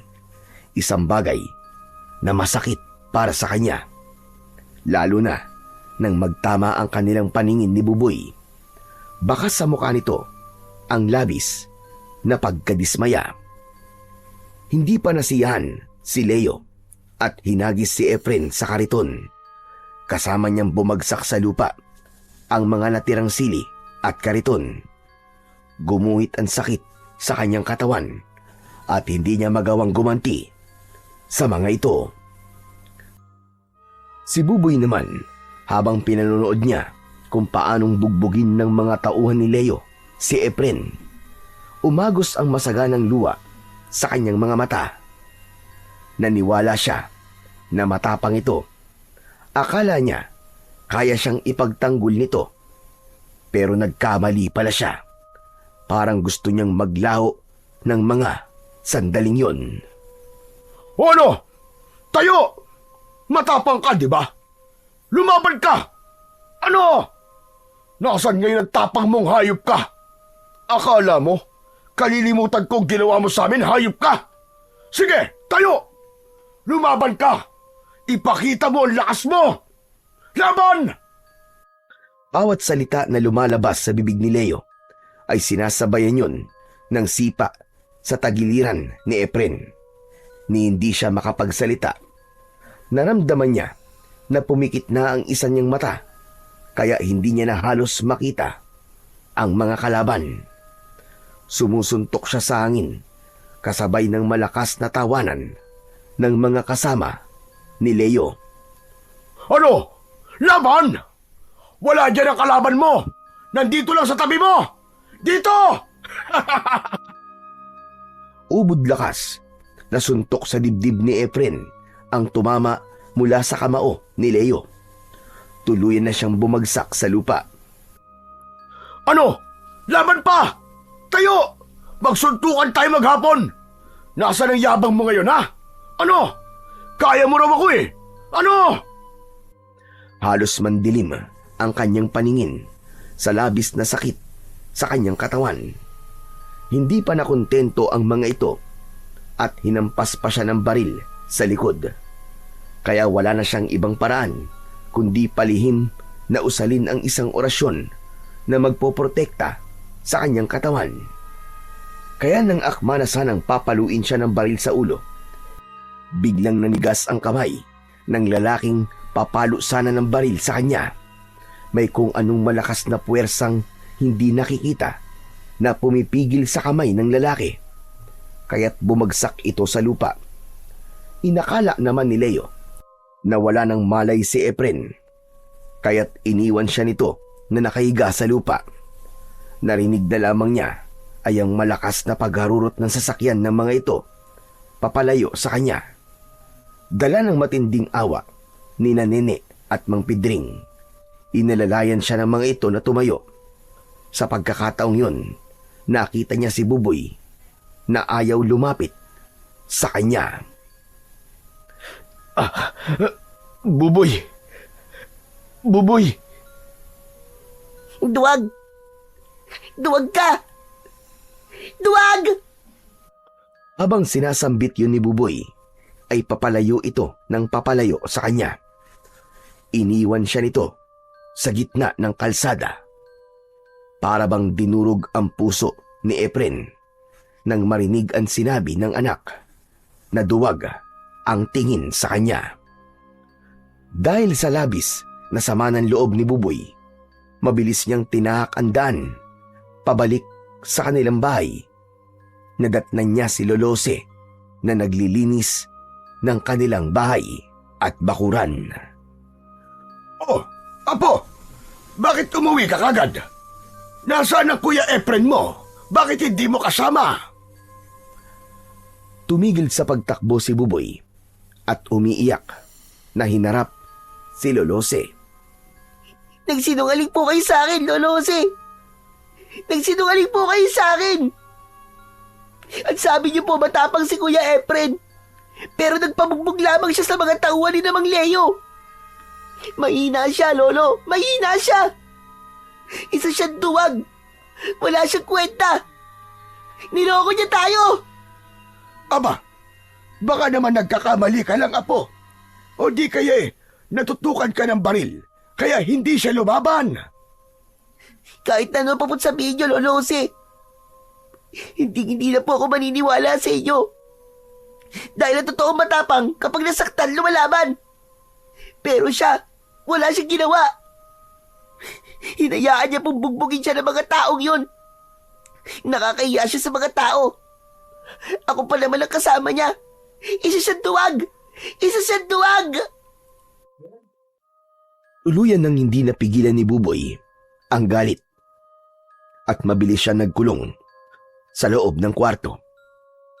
Ang buong akala niya ay meron ng taong magtatanggol sa kanila, ngunit nagkamali pala siya. Pagkalipas ng ilang minuto ay narinig niya na dumating si Efren, kausap si Lolose. Lolose, si Buboy po. Nasaan po siya? Hayaan mo na muna si Buboy. Hindi ko alam kung bakit ganun na lang ang galit niya sa'yo. Alam ko ang ginawa sa'yo ni Leo.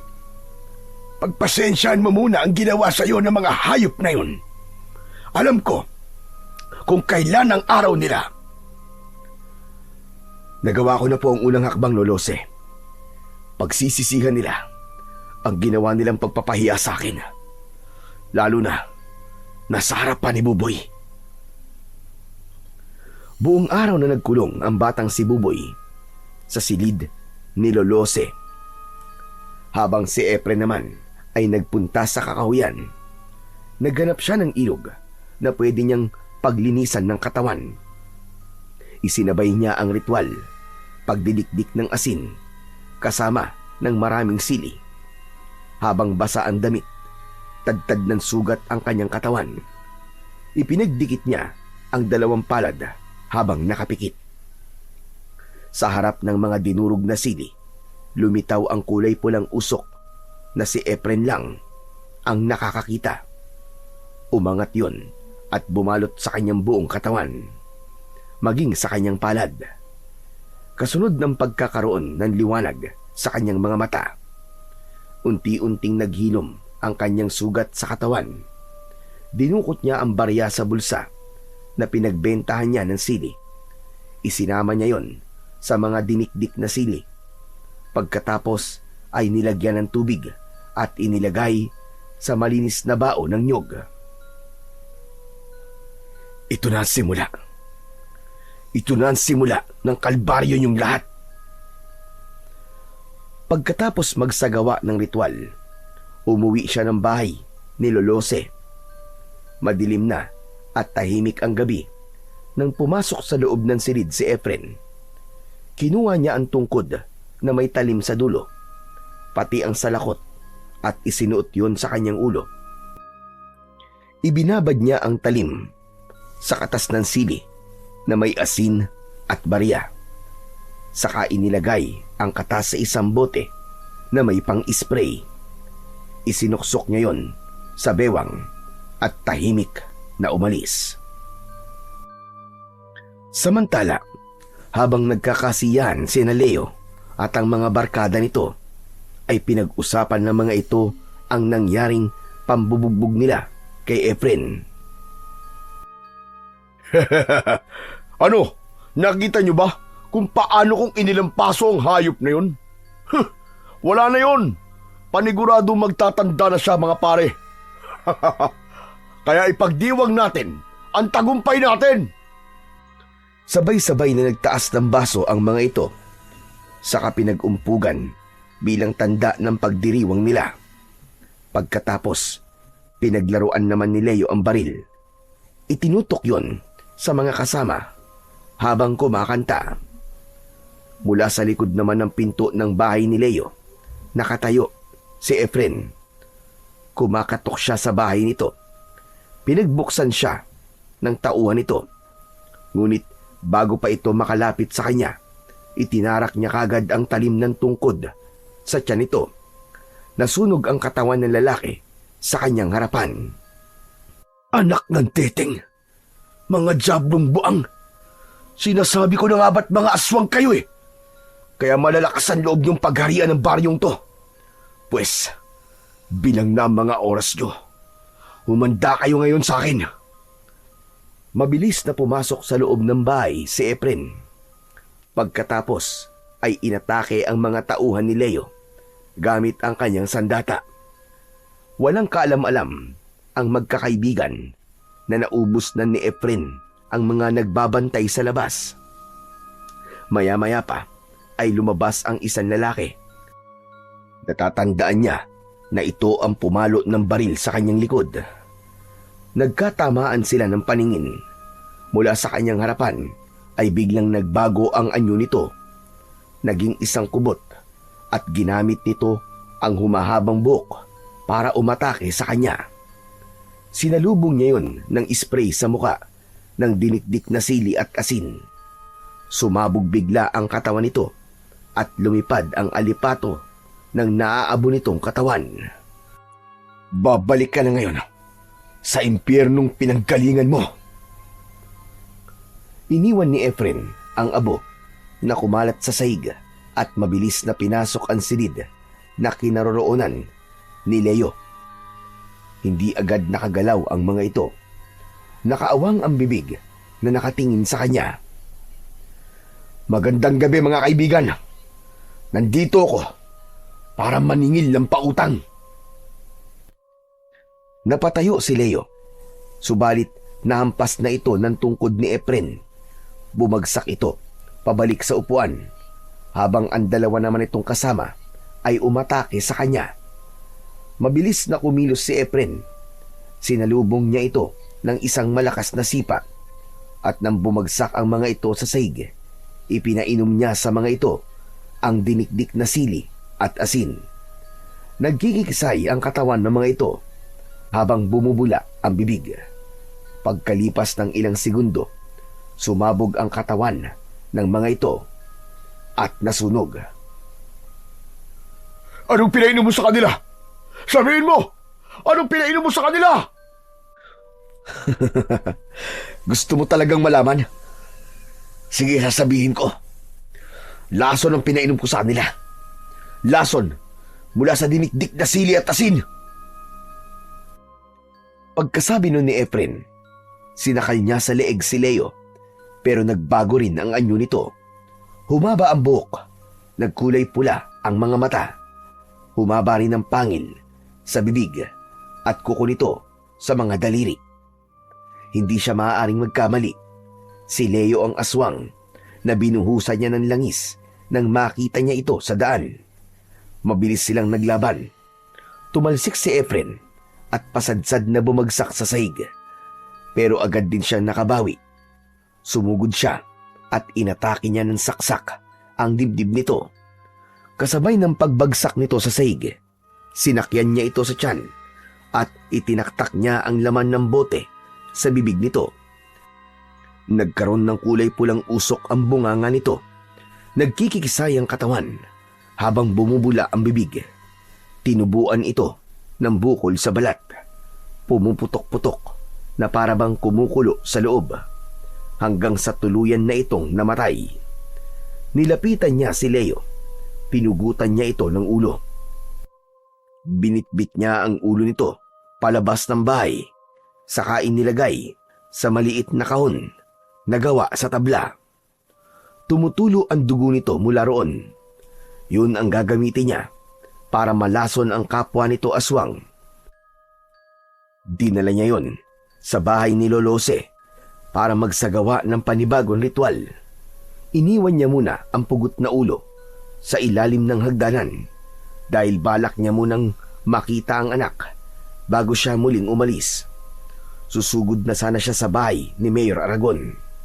Ngunit isinasabit pa lang niya ang tungkod sa dingding nang marinig niya ang boses ni Buboy sa kanyang likuran. Tay? Napalingon si Efren. Nagpalipat-lipat ang tingin niya kina Lolose at Buboy na nasa loob ng kanyang silid. Naluluhang niyakap siya ni Buboy. Punong-puno ng kasabikan na niyakap din niya ng maigpit ang kanyang anak. Habang nasa ganong sitwasyon sila, ipinaliwanag ng matanda ang nangyari kung paanong nalaman ni Buboy na siya ang ama nito. Nang mawala sa paningin ko ang tungkod na may talim sa dulo, pati na ang salakot mo, tuluyan ang gumaan ng kalooban ko. At sa labis na kaligayahan ko, hindi ko natiis na hindi ipagtapat kay Buboy na ikaw ang tunay niyang ama. Ipinagtapat ko na rin sa kanya ang nangyari sa kanyang ina. Tay, patawarin niyo po sana ako, ha. Patawad po kung nagalit po ako sa inyo. Hindi anak, wala kang kasalanan. Ako ang nagkulang sa'yo. Kaya ako ang dapat na humingi ng tawad sa'yo, anak. Sana matuldo ka na talaga ang kasamaan ni Mayor Aragon. Alam mo ba kanina, habang wala ka at nagpupulong kami ng mga kasama ko, pinaulanan niya ng bala ang mga taong nakikisa sa akin at pinagbantaan niya ako na kapag hindi pa kami umalis bukas, susunugin niya ang bahay ko. Tulungan mo ko, Efren. Ikaw na lang ang maaasahan namin na magtatanggol sa amin. Tulad doon ang sinabi ko nung una, nakahanda po akong tumulong sa inyo.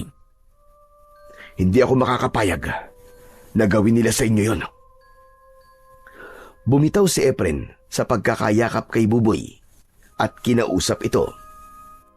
Anak, dito ka lang ha. May kailangan lang akong tapusin. Samahan mo muna rito ang lolo mo. Sasama po ako sa inyo, Tay. Alam ko na po na si Mayor Aragon ang pumatay kay nanay. May nakakita po sa kanya habang nagbabago po ang anyo niya bilang isang aswang na kubot. Nakita raw po ni Mang Pedring kung paano po niya pinatay si nanay. Napatingin si Efren kay Lolose. Tumango ang matanda at hinawakan siya nito sa balikat. Nasa likod mo lang kami, Efren. Malaki ang may tutulong ng anak mo sa gagawin mo. Isa pa, gusto ko rin magpasalamat sa pag-ako mo sa kasalanan ko noon. Kahit kailan po, Lolose, ay hindi po ako nagsisi sa pag-ako ko sa kasalanan nyo. Ginawa ko po yun dahil sa pagkakaligtas nyo sa buhay ko. Gulat na napaangat ng paningin si Buboy nang marinig ang sinabi ni Lolo Jose sa tatay niyang si Efren. Teka. Kung ganun po, si Lolo Jose po ang totoong pumatay sa pinuno ng mga aswang at inako lamang ni tatay ang kasalanan nyo? Pero bakit po? Paano po nangyari yun? Dahil napatay niya ang aswang habang inililigtas niya ako. Kung hindi dahil sa kanya, Buboy, baka patay na ako ngayon. Isa pa, siya ang lolo ni Marisa, ang nanay mo. Kaya hindi ko hahayaan na makulong siya ng dahil sa aswang na muntik nang pumatay sa akin. Nanlaki ang mga mata ni Buboy nang marinig yun mula sa kanyang ama. Hindi siya makapaniwalang magkadugo sila ng matanda. Patawarin mo ko, Apo. Hindi ko sinasadyang itago sa iyo ang buong katotohanan. Ngayong alam ko na kung sino ang pumatay sa asawa ko. Humanda sila. Matitikman nila ang pait ng ganti ko. Ano na ang plano mo ngayon, Efren? Kung bukas sila kikilos, uunahan ko sila, Lolose. Sasama po ako sa inyo, Tay. Ipag-iiganti ko rin po ang nangyari kay nanay. Payagan niyo po ako. Pero anak, masyado mapanganib to para sa'yo. Efren, sige na. Isama mo na si Buboy. Kabisado niyan lugar. Teka, saan ba ang balak mong pumunta? Doon po, sa mansyon ni Mayor Aragon. Ipapadala ko sa kanila ang pugot na ulo ni Leo. Ibubuhos ko sa ulo ng anak niya ang katas ng lason ng dinikdik na sili at asin at barya. Sa sandaling makita nila ang laman ng kahon, lahat ng makakakita sa pugot na ulo ay makakalanghap ng lason mula sa singaw ng sili. Ako po ang gagawa ng paghatid ng kahon sa mansyon, Tay. Gusto ko pong makita kung paano pong masaktan ang hayop na Mayor Aragon na yun sa pagkawala ng kanyang anak. Nang maranasan naman niya ang sakit na naranasan ko nang malaman kong ginawa niya sa nanay ko. Tama si Buboy Efren. Malaki ang may tutulong ni Buboy sa paglusob natin sa mansyon nila. Wala na ngang nagawa si Efren, kundi ang pumayag sa gusto ni Buboy. Pagkatapos na magsagawa ng plano at ritual ni Efren, nagsimula na silang maglakad papunta sa mansyon. Nalaman naman ni Buboy na tanging ang aswang nakubot lamang ang malalason ng amoy na ginawa ng kanyang ama. Kaya tiwala siyang hindi siya malalason kahit dala niya pa ang kahon. Samantala, si Lolo Jose naman ay nagsama ng ilang mga tao na sasama sa kanila sa pakikipaglaban. Dala ng mga ito ang matutulis na si Bat, Itak, at si Buboy naman ay ang dinikdik na asin na may sili at barya. Habang si Efren naman ay ang tungkod na may talim sa dulo. Pagkarating nila sa tapat ng mansyon ay maraming tao. Parang may kasiyahan ang mga ito. Tahimik na pumasok sa loob ng mansyon si Buboy. Dala ang kahon na nakabalot pa sa papel na pangregalo. Nagpanggap siya na bisita sa mansyon, kaya't hindi siya napapansin ng mga tauhan ni Mayor Aragon. Narinig niya ang usapan ng mga ito. Maraming salamat sa pagdalo sa kaarawan ng anak kong si Leo. Pasensya na kayo at wala pa siya. Siguro nasa barkada na naman niya. Pero maiba tayo. Asahan ninyo na mabibili ko na at maibibigay sa inyo ang lupa ni Lolo Jose. Nakipagkamay si Mayor Aragon sa dalawang negosyanteng kausap nito, kaya hindi nito napapansin si Buboy na nakatayo sa gitna ng bulwagan. Hindi niyo makukuha ang lupa ni Lolo Jose. Kaya kalimutan niyo na ang ipinangako sa inyo ni Mayor Aragon. Teka, paano ka nakapasok dito? Ilabas ang batang ito! Sandali lang, Mayor Aragon. Nagdala kasi ako ng regalo para sa inyo. Isang munting handog na kabayaran sa pagpatay niyo sa nanay ko. Inihagis ni Buboy ang kahon kay Mayor Aragon at nasambot nito ang kahon. Nagtataka na pinaikot-ikot ang bagay na yon at mabilis na binuksan. Pagbukas ay tumambad kagad sa paningin ni Mayor Aragon ang pugot na ulo ng anak. Kasabay ng sigaw nito, nagbago bigla ang anyo ni Mayor Aragon kasama ng lahat ng mga tao sa loob ng bulwagan. Naging isang aswang nakubot ang mga ito at kumalat ang buhay na buhok na tangkang umatake sa nakatayong si Buboy. Ngunit huli na ang lahat. Nalanghap na ng mga ito ang amoy ng sili, kaya isa-isang tumumba ang mga tauhan nito habang bumubula ang bibig. Nagkikisay ang katawan at agad na nasunog. Hayop ka! Magbabayad kang bata ka! Sino ang pumatay sa anak ko? Ako! Ako ang pumatay sa anak mo! Anak ka ng teteng! Pinatay mo ang asawa ko si Marisa. Kulang pang kabayaran ng buhay ng anak mo sa buhay ng asawa ko! Kung ganun, papatayin ko kayong lahat kasama ang batang yan! Tumakbo papalapit kay Buboy ang aswang na si Mayor Aragon. Ngunit biglang humarang si Efren. Itinarak niya ang talim ng tungkod sa dibdib mismo ng aswang. Habang si Buboy naman ay lumapit din kay Mayor Aragon. Inispray niya ang katas ng sili sa mukha nito, habang si Efren naman ay paulit-ulit na sinaksak ang dibdib ng alkalde. Sumugod na rin ang taong bayan at pinagtulungan ng mga ito na saksakin ang nagkikikisay na katawan ng mga natitirang tauhan ni Mayor. Pinagmasdan ng mag-ama kung paanong unti-unting nalalason ang katawan ng mga ito. Tumubo ang malalaking bukol sa katawan ng aswang na kubot at nanlalaki ang mga mata habang pilit na tumatayo para lumaban sa kanila.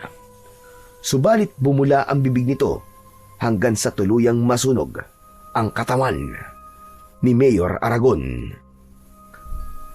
Naluluwang napatingin si Buboy sa muka ng kanyang ama na si Mang Efren. Tay, gumana po ang lason na ginawa nyo. Hindi ko po alam na mahusay po pala kayong gumawa ng lason. Matututunan mo rin ang lahat ng yan, anak. Balang araw ay dalawa na tayong haharap sa mga aswang na kagaya ni Mayor Aragon. Tuluyan ng nakalaya ang baryo ng Garoma sa ganid na pamamahala ng isang kurap na kawani ng gobyerno. Sana ay wala nang kagaya niya ang muling maghari sa lugar na ito. Tara na mga kasama! Makakahinga na tayo ng maluwag! Wala na si Mayor Aragon! At dahil sa kasama natin na si Efren, nagawa nating magtagumpay! At siyempre, kasama ang kanyang anak na si Buboy! Mabuhay ang mag-ama! Mabuhay ang mag-amang manunugis! Sabay-sabay na umalingaw-ngaw ang malakas na boses ng mga tao kasama ang mag-ama na sina Nene at Mang Pidring. Sama-sama silang lumabas ng mansyon at naiwan ang naaabong katawan ng mga aswang na kubot. Magmula ng gabing yon ay tuluyang bumalik ang katahimikan sa baryo. Naibalik din ang lupang kinamkam ni Mayor Aragon sa mga tao. Pagkalipas ng 2 linggo ay magkasama na ang mag-ama sa pagtitinda ng sili sa mga tao. Magmula kasi na masaksihan ng mga tao ang bisa ng sili sa mga aswang, ay kinahiligan na ng mga ito na gumamit ng sili sa lahat ng lulutuin.